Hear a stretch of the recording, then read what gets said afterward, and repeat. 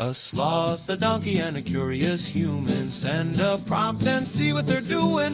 One hits record with a question on his mind. Two brothers pick it up, see what they find. Corn takes his time, Herman's got the facts. Back and forth, they never hold back. My weird prompts, come on in, that's where we begin. My weird prompts, glad you're here. This episode was generated using artificial intelligence. Please verify facts. You know, Herman, I was walking through the neighborhood this morning, just looking at the mix of old stone houses and these ultra-modern glass high-rises going up in Jerusalem, and it hit me how much of a walking contradiction this country is. We live in this high-tech, hyper-capitalist hub now, but the ghosts of a completely different world are everywhere. Our housemate Daniel actually sent us a prompt that gets right to the heart of that tension. He wanted us to look at the Kibbutz movement, not just as a history lesson, but as the primary lens for understanding how Israel transformed from a socialist experiment into one of the most unequal, tech-driven economies in the developed world. It is the perfect entry point, Korn, and honestly, it is a topic that is close to home for us. Herman Poppleberry here, by the way, for anyone joining the Poppleberry brothers for the first time. This prompt from Daniel is massive because the story of the kibbutz is essentially the story of the Israeli soul. It is this trajectory from the ultimate collective, we, to the modern, individualistic, me. People look at Israel today and see the Silicon Valley of the Middle East, which it is, but they forget that the foundations were laid by people who literally shared their clothes and lived in communal dining halls. We are going to dive deep into the myth of the utopian desert and look at how that socialist engine eventually fueled a global tech powerhouse, creating a massive wealth gap along the way. It is a wild arc. I mean, we are talking about a society that went from debating whether an individual should be allowed to own a private tea kettle to a society that has more Nasdaq-listed companies per capita than almost anywhere else. Today, we are going to trace that evolution. We will look at the idealistic origins, the peak of kibbutz influence, the brutal economic crash of the 1980s that changed everything, and where things stand here in March of 2026. And we should probably start by defining what that ideal actually looked like, because for a modern listener, the early kibbutz sounds almost like science fiction or a very intense summer camp that never ends. The first kibbutz, the Ganya Aleph, was founded in 1910. The core idea was simple but radical: total equality, no private property, from each according to his ability to each according to his needs. And when they said no private property, they meant it. Your house, your tools, your food, even your children's upbringing was a collective responsibility. That is the part that always blows my mind, the children's house. For decades, children on most kibbutzim didn't live with their parents. They lived in separate quarters with their peers, overseen by professional caregivers. The idea was to break the bourgeois family unit and raise the next generation as children of the community. It was the ultimate social engineering project. And it worked for a while. These communities were the elite of the pre-state era and the early decades of the state. If you were a kibbutznik, you were the Israeli version of an aristocrat, but a proletarian aristocrat. You were the soldiers, the farmers, and the politicians. They were the engine of state building. They secured the borders by settling in remote areas. They provided the food security for a growing immigrant population, and they produced a disproportionate number of military officers and members of the Knesset. But that prestige came with a very specific economic structure. The kibbutz operated as a single economic unit. The income from the farm or the small factory went into a central pot, and the members received a small allowance for personal needs. It was a closed loop. But we have to address the paradox here. As we discussed in episode 5 and 12, 93% of the land in Israel is state-owned. The kibbutzim were essentially the stewards of that land, granted long-term leases by the state. So, you had this communal lifestyle built on top of a massive state-owned asset. But that loop eventually started to fray. As the country matured, the ideological fervor of the founding generation began to clash with the reality of the second and third generations. You start to see a desire for more autonomy. Why can't I have my own television? Why do I have to eat every single meal in the communal dining hall? It was a slow burn of domestic friction, but the real hammer blow was economic. We have to talk about the 1980s. This is the turning point that Daniel's prompt hints at. In the early 80s, Israel was hit by a massive economic crisis. We are talking about hyperinflation that peaked at over 400% in 1984. It was a total meltdown. It was more than a meltdown. It was an existential threat to the movement. The kibbutzim had taken out huge loans to modernize their industries and infrastructure, often with the encouragement of the government. When the 1985 Economic Stabilization Plan was implemented to kill inflation, interest rates skyrocketed. Suddenly, the kibbutzim found themselves buried under a mountain of debt they couldn't possibly service. We're talking about billions of dollars in today's money. This led to the famous debt arrangements of 1989 and 1996. The state and the banks essentially gave the kibbutzim a massive haircut on their debt, but it came with strings attached. They had to restructure. And this was happening right as the political landscape shifted. 1977 was the Mahapach, the big upheaval where the Likud party under Menachem Begin took power for the first time, ending decades of Labor Party dominance. Suddenly, the kibbutz movement didn't have its political patrons in the driver's seat. The government wasn't going to just bail them out without strings attached.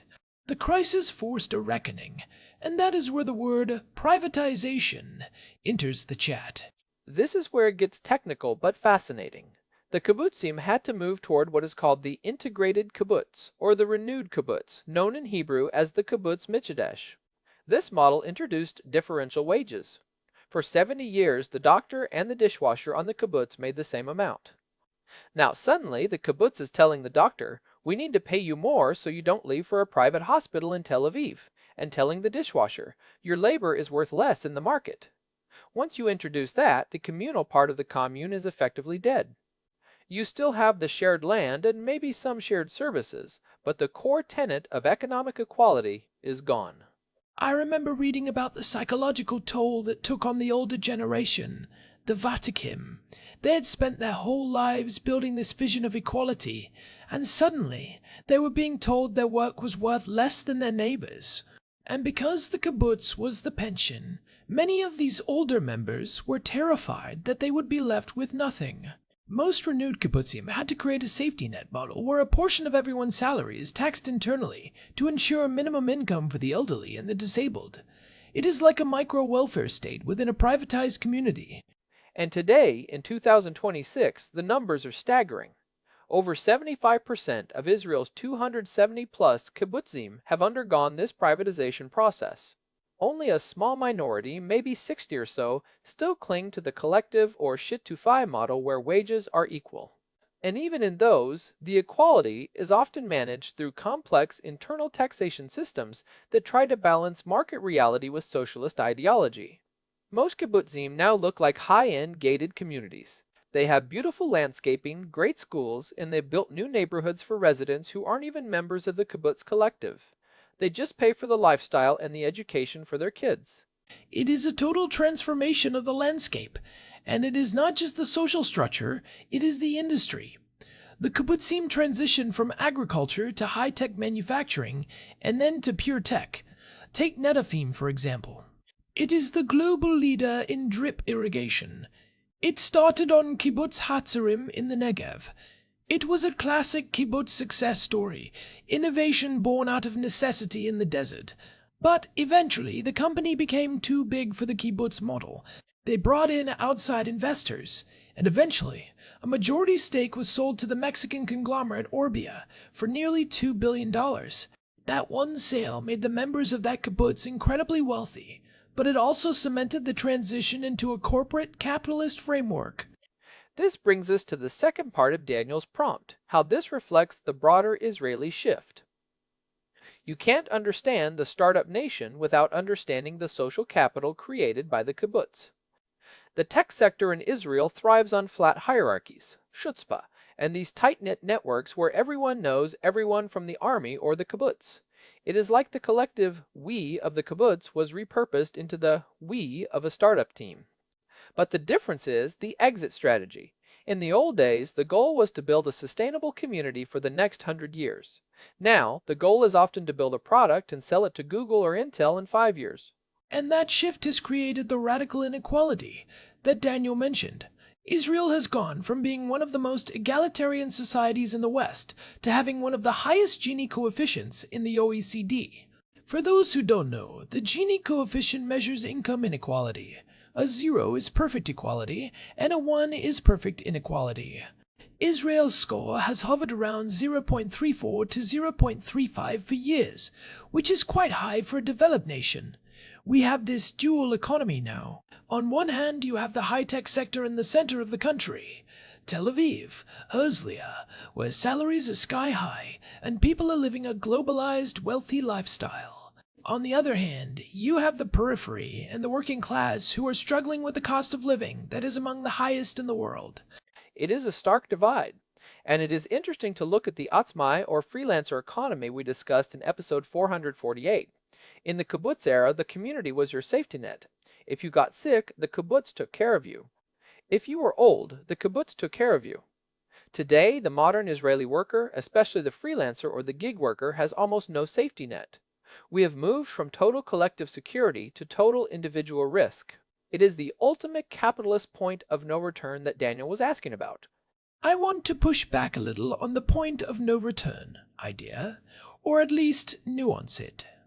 While the kibbutz has privatized and the economy has deregulated, there are still these vestigial organs of socialism that are surprisingly healthy in Israel. Think about the healthcare system. Every Israeli is entitled to healthcare through one of 4 Kubat Holim, or health funds. It is a universal system that is remarkably efficient and high quality. It is arguably more socialist than anything you see in the United States. And even the tech success is built on state-funded foundations. The Israeli government, through the Innovation Authority, pours massive amounts of money into research and development. It is a state-led capitalist engine. That is a great point. And then there is the Histadrut, the National Labor Union. Back in the day, the Histadrut was essentially a state within a state. They owned the biggest bank, the biggest construction company, and the biggest healthcare provider. They were a massive, clunky socialist behemoth. Today, they are much smaller and less powerful, but they can still shut down the entire country with a general strike. We saw it during the judicial reform protests and various economic disputes in recent years. They still represent a collective bargaining power that is rare in a hyper-capitalist economy. So, it is a hybrid. It is not pure capitalism, even if it feels that way when you are trying to buy an apartment in Jerusalem or Tel Aviv. The state still owns the land, as we said. The state still provides universal health care. But the spirit of the country has definitely shifted. The kibbutz was about the pioneering ideal, the idea that building the land was a reward in itself.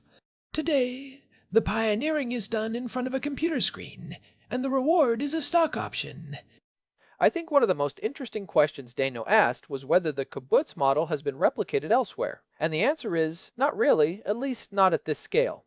There have been many intentional communities and communes around the world, from the hippie communes of the 60s in the United States to the Auroville project in India. But almost none of them reached the scale or the longevity of the Israeli kibbutz. The closest modern equivalent might be the Mondragon Corporation in the Basque Country of Spain. It is a massive federation of worker cooperatives with over 80,000 employees. They have their own banks, schools, and social security. Why do you think the kibbutz was so unique? Is it just the security situation? I think that is a huge part of it. The kibbutz wasn't just a lifestyle choice, it was a survival strategy. When you are a small group of people in a hostile environment trying to turn a swamp into a farm, you have to be collective. You don't have the luxury of individualism. Once that external pressure eased and the country became a regional superpower, the internal logic of the commune started to dissolve. Most communes elsewhere in the world are voluntary associations that people can leave the moment they get tired of the shared kitchen. In the early days of Israel, leaving the kibbutz meant leaving your entire social support system and your mission for the nation. It is also worth noting that the kibbutz was subsidized by the state for a long time. It was an arm of the government. Most communes in the United States or Europe are actively fighting against or trying to ignore the state. The kibbutz was the state's favorite child. When that parental support went away in the 80s, the child had to grow up and get a job in the private sector. So, looking at where we are now, has the founding generation's collectivist vision completely vanished? I'd argue it has evolved into something more tribal than socialist. Israel today is a collection of tribes: the secular high-tech crowd, the national religious, the Haredim, the Arab Israelis. Each of these groups has a very strong internal collectivist vibe. They take care of their own. The Haredi community, for example, has an incredible network of Gemox-free loan societies for everything from wedding dresses to baby formula. That is a form of socialism for the tribe that persists even as the National Socialist project has faded. That is a brilliant observation, Herman. The macro-socialism of the state and the kibbutz movement has been replaced by micro-socialism within specific communities. The problem, of course, is that these micro-societies don't always talk to each other, and they are often competing for the same state resources. That is where the inequality Daniel mentioned becomes so dangerous. It is not just about money. It is about the fragmentation of the national story. It makes me wonder what the next pivot will be. We have had the socialist era and the startup era. Both had their golden ages and their crises. If the current model is creating too much friction and too much inequality, does the pendulum swing back? Not to the children's house and communal laundry, obviously, but to a more robust social contract? You see hints of it. There is a lot of talk in the Israeli tech sector about impact investing and using tech to solve social problems in the periphery. There is a growing awareness that if the startup nation doesn't include the entire population, it's not sustainable. It is a tough spot. We are basically living in a country with a New York City cost of living and a social structure that is still trying to figure out if it wants to be Scandinavia or Singapore. And the kibbutz is the perfect symbol of that confusion. You can drive 20 minutes from a high-tech hub and be on a privatized kibbutz where they still have a communal dining hall, but you have to swipe a credit card to get a plate of schnitzel. It is a socialist theme park for the wealthy. Socialist theme park is a harsh but accurate way to put it for some of the more successful ones. But I do want to give credit where it is due. The kibbutzim that survived the 80s and thrived in the 90s and 2000s did something incredible. They adapted. Most utopian experiments just die. The kibbutz movement looked at the abyss and decided to change its entire DNA to survive. That resilience is very Israeli. It really is. And I think that is the practical takeaway for anyone listening who is interested in intentional communities or social movements. The lesson of the kibbutz is that ideological purity is a death sentence. The communities that insisted on keeping everything exactly the same as it was in 1950 are mostly gone or broke. The ones that embrace the differential wage and the corporate structure are the ones that still exist today, even if they aren't the socialist paradises their grandparents dreamed of. It is the ultimate pragmatic trade-off. You give up the utopia to save the community, and maybe that is what Israel as a whole has done. We gave up the dream of being a perfectly egalitarian agrarian society to become a powerful, wealthy, and highly complex modern state. There is a lot to be proud of in that transition, but there is also a lot of mourning for the simplicity and the solidarity that was lost along the way. I think that solidarity is what people miss the most. When you talk to older Israelis, even those who aren't particularly nostalgic for the poverty of the early years, they miss the feeling that we are all in this together. Today, it feels more like we are all in this for ourselves, but we happen to live in the same neighborhood. That is the capitalist point of no return that feels the most profound, the shift in the social fabric.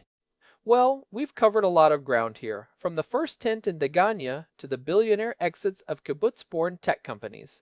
It is a fascinating trajectory. And honestly, if you want to understand the headlines coming out of Israel today, whether it is about the economy, the protests, or the military, you have to understand this history. The kibbutz spirit is still there, lurking in the background, influencing how people think about leadership and duty, even if the kibbutz economy is a thing of the past. And I hope this gave Daniel and all of you a better sense of that legal lasagna we always talk about. Nothing in this country is ever really deleted. It just gets a new layer built on top of it. The socialist layer is still there, right under the high-tech glass. Well said. And hey, if you are enjoying these deep dives into the weird and wonderful complexities of life and history, we would really appreciate it if you could leave us a review on your podcast app. Whether it is Spotify or Apple Podcasts, those reviews really help other curious minds find the show. They really do. This has been a great one. Thanks to Daniel for the prompt. He always knows how to pick the ones that get us talking for an hour. If you want to dive into our archives, we have nearly 1,000 episodes now, covering everything from battery chemistry to the history of land ownership. You can find all of that at myweirdprompts.com. And you can find the RSS feed there too if you want to make sure you never miss an episode. We are on Spotify as well, of course. All right, Herman. I think I need to go find a communal dining hall that still serves a decent breakfast. I'm feeling nostalgic. Good luck with that. I think you'll find they all take contactless payment now. Fair enough.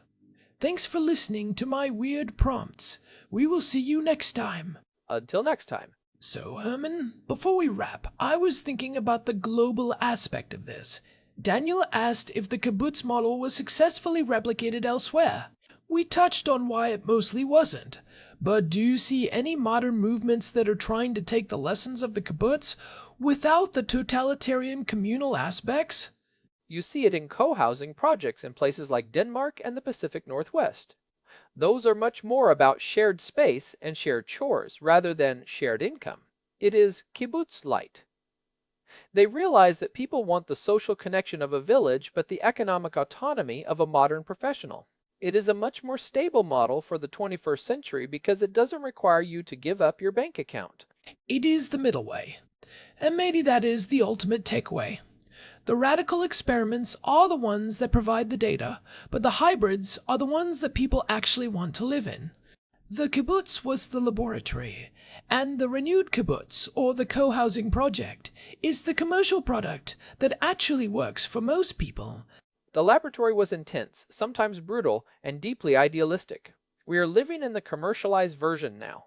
It is more comfortable, but you can't help but wonder if something essential was lost when we turned the mission into a lifestyle. That is the question that keeps me up at night. Anyway, we should probably get going before I start getting too philosophical about my own lifestyle as a sloth. I think your lifestyle is doing just fine, Corn. I try, Herman. I try. All right, everyone. Thanks again for joining us. Check out myweirdprompts.com for more, and we will talk to you soon. Take care, everyone. It is interesting, though, when you look at the Gini coefficient stuff we mentioned. If you look at the 2025 and early 2026 data, there is actually a slight stabilization in the inequality gap in Israel. It is not shrinking, but it has stopped growing at the same rate. Some of that is due to more Haredi and Arab-Israeli integration into the tech sector. It is like the startup nation is finally starting to broaden its borders. That is the third way we were talking about. If you can use the capitalist engine to pull more people into the middle class, you might not need the socialist safety net to be quite so heavy. But it requires a very intentional state policy, which is something we are still debating here every single day. The debate never ends. That is the one thing you can count on in Jerusalem. Amen to that. All right, now we are really leaving. Thanks for sticking with us through the bonus thoughts. Bye, everyone. I was just thinking, Herman, about the military aspect of the kibbutz. We didn't dive deep into that, but for decades, the kibbutznik was the face of the Israeli officer corps. When that social structure changed, did the military change too? Oh, absolutely. It went from the farming soldier to the cyber soldier. The prestige moved from the paratroopers to Unit 82200. And that had a huge impact on the economy because those 8200 kids are the ones who go on to found the cybersecurity firms. It is a different kind of elite now. It is based on IQ and technical skill rather than physical toughness and agricultural roots. It is a meritocratic elite rather than an ideological one. That is a massive shift in how a society views its best and brightest. And it reinforces the inequality because the technical skills are much harder to acquire if you don't grow up in the right neighborhood with the right schools. The kibbutz, for all its flaws, was a great equalizer for the people inside it. The tech sector, for all its benefits, can be a great separator. That is the paradox in a nutshell. All right, we're going to keep talking about this all day if we don't stop. True. Signing off for real this time. See ya. One last thing, I promise. Daniel's prompt asked if Israel has reached a capitalist point of no return. I think the answer is yes, in the sense that you can't put the private property genie back in the bottle. but no, in the sense that the collective memory of the kibbutz still acts as a brake on the worst impulses of pure, unregulated capitalism. There is still a sense of aravut hadadit, mutual responsibility, that you don't always see in other hyper-capitalist countries. I agree. The ghost in the machine is still a socialist ghost, and that is what makes this place so weird and so interesting. Okay, now I'm hungry. Let's go. Lead the way. Thanks for listening to my weird prompts. We will catch you in the next one. Guilted by. This episode was generated using Gemini Flash 3. Text-to-speech engine was Chatterbox. Thanks for listening to our show, my weird prompts, where our thoughts go from sloss